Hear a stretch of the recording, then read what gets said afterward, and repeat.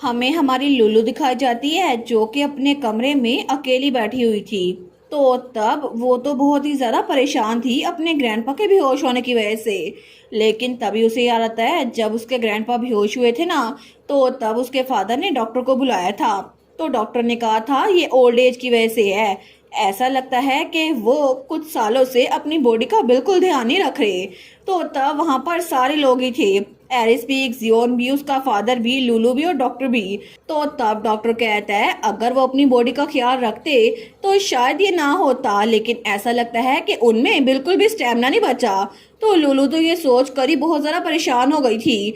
और तब वो कहता है ड्यू की स्टेट में रोजाना आना और ऐसी बॉडी के साथ एक्टिव रहना, ये तो उनके लिए बहुत ज्यादा मुश्किल रहा होगा ना। मार्कस ने इसको जानबूझ के छुपाया था, तो आप अपने आप को इसके लिए ब्लेम मत कीजिएगा। लेकिन प्रेजेंट में लुलु अपने कमरे में बैठकर सोचती है वो तो 10 सालों तक बिल्कुल सबसे अलग थलग रहे थे। चाहे मार्कस का कैसल कितना बड़ा क्यों ना हो, एक आदमी का दिल जो बीमार था, एक अकेले कमरे में कैद रहकर उनकी सेहत तो बहुत ज़्यादा खराब हो गई होगी ना। फिर भी वो तो शोक की वजह से कोलैप्स भी हो गए थे, इतना कि वो हिल ही नहीं पा रहे थे। और अब जब सारी मिसअंडरस्टैंडिंग क्लियर हो गई है तो वो मेरे भाइयों के साथ भी अपना रिलेशनशिप इम्प्रूव करने के लिए रोजाना यहाँ पर आते थे। मुझे तो अच्छा लग रहा था कि वो भाइयों के साथ घुल मिल रहे हैं और क्या पता मेरे भाई भी ग्रैंडपा के साथ अच्छे से रहें। लेकिन मुझे पता नहीं था कि ग्रैंडपा की एक्चुअल कंडीशन है क्या। मैंने इस बारे में पहले क्यों नहीं सोचा। तो तब वो कहती है इस सब के अलावा भी मैं तो बहुत ज्यादा हाई और माइटी एक्ट कर रही थी ना, जैसे मैं जानती थी कि वो फैमिली का पार्ट बन जाएंगे। मैं तो बिल्कुल इडियट थी। लेकिन तब वो अपने मुंह पर थप्पड़ मारते हुए कहती है ठीक है, बस बहुत हो गया सेल्फ ब्लेम। अभी डिप्रेस होने का बिल्कुल टाइम नहीं है, मुझे कुछ ना कुछ करना होगा जो मैं कर सकती हूँ। तो तभी वो अपना ड्रॉर खोलती है तो वहां पे वही बुक थी जिसके जरिए वो नावल्स को समन करती थी।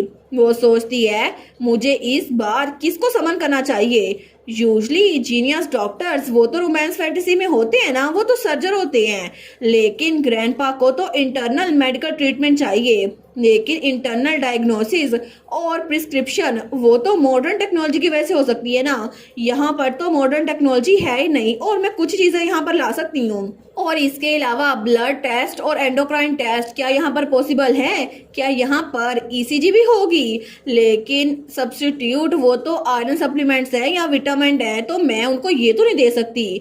तो क्या मैं ऐसा ना कहूँ कि यहाँ पर कोई एक सेंटस आ जाए जो कि फीमेल लीड हो? लेकिन वो अपना ये आइडिया भी रिजेक्ट कर देती है। वो सोचती है सेंटस के पास तो डिवाइन पावर के अलावा हीलिंग में बहुत ज़्यादा रिस्ट्रिक्शन होगी ना। ये तो बिल्कुल ऐसा है जैसे अपनी लाइफ फोर्स किसी और को दे देना। तो तब वो सोचती है नहीं नहीं, मुझे इस तरह का फ्रस्ट्रेशन डेवलपमेंट बिल्कुल नहीं अच्छा लगता, ऐसा कुछ नहीं होगा। तो तभी वो थोड़ा बड़बड़ाते हुए कहती है एज एक्सपेक्टेड सिर्फ एक तरीका बच गया है। तो तभी हमारी लुलु बड़ी कॉन्फिडेंट होकर एक नावल समन करने लगती है। वो कहती है अब चाहे कुछ भी हो जाए मैं अपने ग्रैंडपा को बचा के रहूंगी। और तब दूसरी तरफ हमें उसके ग्रैंडपा का कमरा दिखा जाता है जहाँ पे डॉक्टर्स उसकी कंडीशन चेक कर रहे थे। तो तभी वहां पर उनको किसी के भागने की आवाज आती है, वो थी हमारी लुलु। तो वो कहते हैं माय लेडी। तो लुलु वहां पर आती है, वो तो बड़ी परेशान लग रही थी लेकिन उसने अपने हाथ में कुछ छुपाया हुआ था। तो वो डॉक्टर कहता है क्या आप इसलिए वापस आई हैं क्योंकि आपको मार्कस की फिक्र हो रही है? आप तो खुद भी बहुत ज्यादा डर गई होंगी ना माय लेडी, आपको रेस्ट करना चाहिए। तो लुलु कहती है नहीं, मुझे असल में ग्रैंडपा को ट्रीट करने का कोई तरीका मिल गया है। तो वो डॉक्टर कहता है एक्सक्यूज मी, आपको मिल गया माय लेडी? तो हमारी लुलु कहती है बिल्कुल, मुझे याद आया मैंने बहुत बहुत लंबे अरसे पहले एक बुक पढ़ी थी, उसमें लिखा था कि अच्छी ट्रीटमेंट वो तो अच्छे से हो सकती है जहां पर एनर्जी रिस्टोर हो। और ये देखे मेरे पास ये है। तो डॉक्टर का जूनियर कहता है ये तो नीडल केस है ना, जिसकी वजह से मेडिकल के वाइटल पॉइंट्स उन पे ये लगाए जाते हैं। लेकिन ये वाली टेक्नोलॉजी ये तो एक मैथिकल एज में यूज होती थी ना, मतलब बहुत लंबे अरसे पहले। मुझे लगा था कि ये मेडिकल आर्ट ये तो गुम हो चुका है। तो लुलु सोचती है बिल्कुल ये बात सच है क्योंकि जो नावल मैंने समन किया था ना वो था I doctor Korean medicine not cents I am ability am I back. तो तब वो सोचती है इसकी वजह से मैं अक्रप्शन क्लिनिक और अक्रप्शन नीडल्स उन लोगों को भी लेके आ सकती हूँ और के मेडिसिन के साथ साथ मैं इसको यूज कर सकती हूँ, इसको 3 बार यूज किया जा सकता है। तो तब वो सोचती है वैसे भी ये दुनिया के रूफान पे बनाई गई है, मतलब के रोमांस फैंटेसी पर। तो यहाँ पर तो कोरियन मेडिसिन या अक्रमचर ये यूज हो सकता है, लेकिन ऑफ कोर्स मेडिकल आर्ट की हिस्ट्री वो थोड़ी अजीब लगेगी, इसी वजह से ये मुझे ऐसे घूर के देख रहे हैं। और वो लोग तो अभी तक डाउटफुल थे, लेकिन हमारी हीरोइन सोचती है फिर भी अगर मैं उनकी पिछले सालों की मेडिकल रिपोर्ट को देखूं तो शायद मुझे क्योर मिल सकता है, लेकिन मेडिकल फील्ड में मुझे इतना कुछ नहीं पता। तो तब वो डॉक्टर कहता है माय लेडी। लुलू सोचती है क्या ये लोग मुझे ये यूज करने देंगे, तो वो दोनों तो बड़े खुश हो गए थे। वो कहते हैं कि आपने अभी कुछ रिकॉर्ड्स को देखकर गुमे हुए मेडिकल आर्ट को दोबारा से रिवाइव कर दिया, आप तो बड़ी अमेजिंग है। तो तभी वहां पर टोटेम इफेक्ट आ गया था। टेरिटरी के रेजिडेंट्स वो तो आपको सपोर्ट करते हैं, आपको प्यार करते हैं और आपके साथ खड़े हैं। वो कहते हैं एज एक्सपेक्टेड हमारी यंग लेडी तो बड़ी काबिल है। लेकिन हमारी हीरो सोचती है मैं तो भूल ही गई थी एक टोटेम इफेक्ट भी है, ये क्रिंज वर्दी है, लेकिन फिर भी चलो आसानी हो गई, अच्छा हुआ इनको मुझ पे यकीन है। तो हमारी लुलू कहती है मुझे इसके बारे में कुछ भी नहीं पता, मैं तो बस फिगर आउट कर रही थी कि ग्रैंडपा के केस में शायद ये काम आ जाए। तो वो कहते हैं ठीक है माई लेडी, आप तो सच में बड़ी हम्बल हो रही हैं, आप तो बड़ी ज़्यादा इनक्रेडिबल हैं। तो लुलू कहती है ठीक है तो फिर साइड से खड़े होकर देखना, क्योंकि मुझे आप लोगों से मशवरा चाहिए कि मैं कैसे कर रही हूँ। वो कहते हैं जी।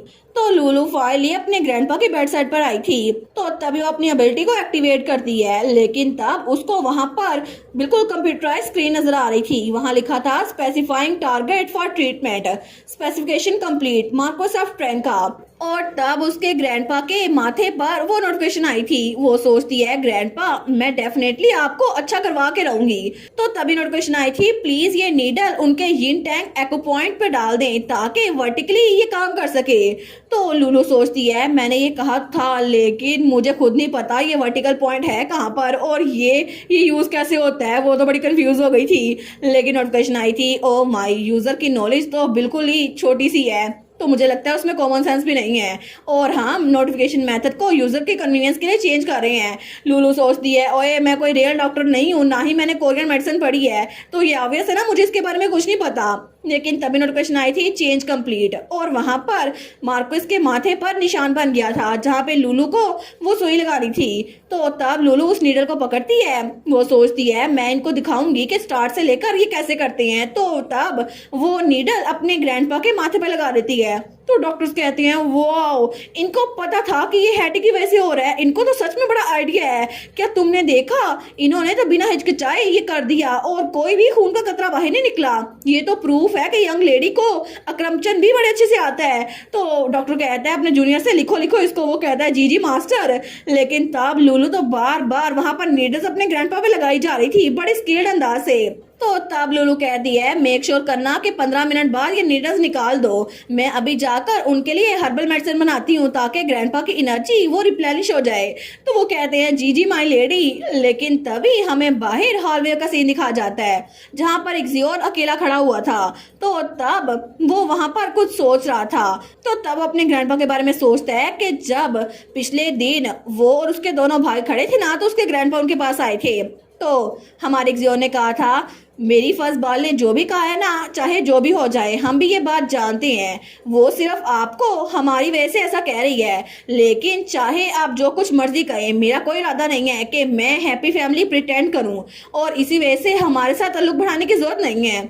तो उसके ग्रैंडपा ने कहा था मुझे माफ कर दो, मैं तुम लोगों से माफी मांगने के लिए आया हूँ, अगर मैं अभी भी माफी मांगू ना फिर भी तुम लोग को ऐसा नहीं लगेगा कि मैं अभी तुम लोग को ग्रैंडफादर हूँ, तुम लोग आहिस्ता आहिस्ता मुझे कबूल कर सकते हो। मैं जानता हूँ कि मैं बहुत ज्यादा ग्रीडी हो रहा हूँ, लेकिन जैसा कि लुटिशिया ने कहा था अगर मैं तुम लोग के साथ टाइम गुजारूं तो क्या पता थोड़ा थोड़ा करके चेंज आ जाए।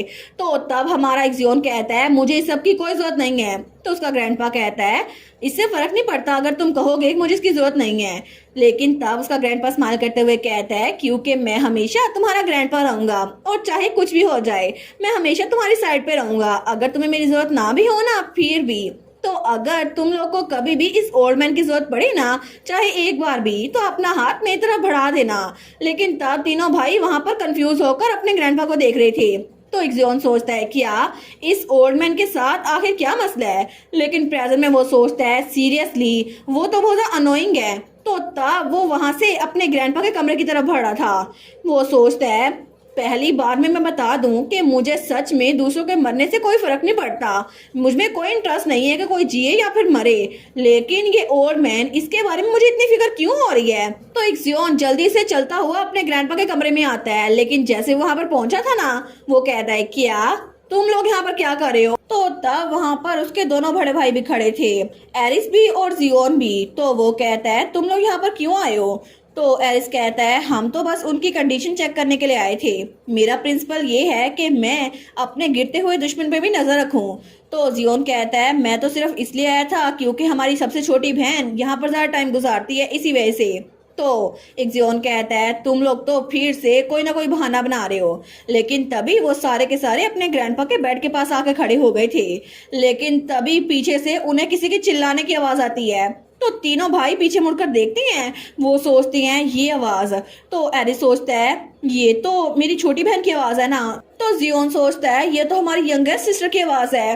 तो इक्सियोन सोचता है, फर्स्ट बार इसको क्या हुआ?